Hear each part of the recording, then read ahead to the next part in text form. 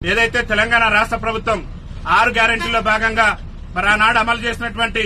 ఆర్టీసీలో మహిళలకు ఉచిత ప్రయాణం ఏదైతే ఉందో ఆ ఉచిత ప్రయాణం కారణంగా ఈ తెలంగాణ రాష్ట్రంలో ఉన్నటువంటి 30 లక్షల మంది వికలాంగులు ఆర్టీసీ బస్ ఎక్కాలంటేనే భయపడేటటువంటి పరిస్థితి ఈ రోజు దాపరించింది. ఇవాళ మహిళలు వచ్చి మాకు వికలాంగులకు ఉన్నటువంటి సీట్లలో కూడా ఆధిపత్యం చెలాయిస్తూ వికలాంగుల సీట్లలో కూడా వారు కూర్చోవడం వల్ల వికలాంగులు చాలా తీవ్రమైనటువంటి ఇబ్బందులు ఎదుర్కొనేటటువంటి పరిస్థితి ఉంది. కాబట్టి తెలంగాణ రాష్ట్ర ముఖ్యమంత్రి రేవంత్ రెడ్డి గారిని అదేవిధంగా తెలంగాణ రాష్ట్ర మంత్రి మరి పొన్నం ప్రభాకర్ గారు రవాణా శాఖ మంత్రికి ఉన్నారు కాబట్టి తక్షణమే బాధ్యత తీసుకుని వికలాంగులకు గతంలో ఉన్నటువంటి ఒక సీటుకు మరో 2 అదనపు సీట్లు కేటాయించి వికలాంగుల సీట్లలో వికలాంగులే కూర్చునే విధంగా రాష్ట్ర ప్రభుత్వం వెంటనే చర్యలు తీసుకోవాలని చెప్పేసి కూడా భారత వికలాంగుల హక్కుల పరిరక్షణ సమితి ఆధ్వర్యంలో ఈ రోజు వరంగల్ జిల్లా వర్ధనపేట ఆర్టీసీ బస్టాండ్ లో మేము చీరలు కట్టుకుని రాష్ట్ర ముఖ్యమంత్రి గారు కనువిప్పగలగాలి, వికలాంగుల పరిస్థితి ఆర్టీసీ బస్సులు ఎంత దయనీయంగా తయారైందనేది రాష్ట్ర ముఖ్యమంత్రి గారు కనువిప్పగలగాలని చెప్పేసి ఇలా చీరలు కట్టుకుని మా వికలాంగుల సమాజం ఇలా నిరసన వ్యక్తం చేస్తుంది. ఈ నిరసనతోనైనా రాష్ట్ర మంత్రి గారికి రాష్ట్ర ముఖ్యమంత్రి గారికి కనువిప్పగలిగి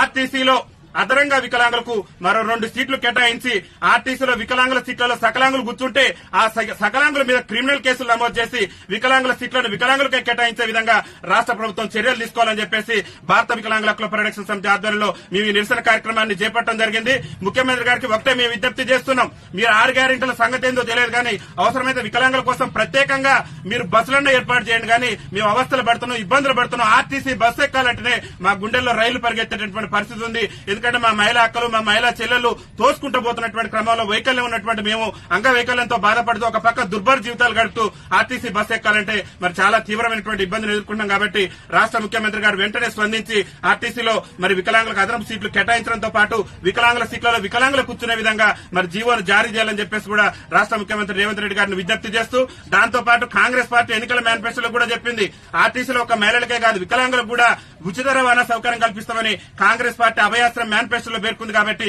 తక్షణమే ఆర్టీసీలో వికలాంగులకు 100% రాయితీతోనే ఉచిత రవాణా సౌకర్యం కూడా కల్పించాలని చెప్పేసి కూడా భారత వికలాంగుల హక్కుల పరిరక్షణ సమితి తెలంగాణ రాష్ట్ర కమిటీ పక్షాన మేము విజ్ఞప్తి చేస్తూ ఈ రోజు ఈ నిరసన కార్యక్రమాన్ని చేపట్టడం జరిగిందని చెప్పేసి తెలియజేస్తూ వికలాంగుల ఐక్యత.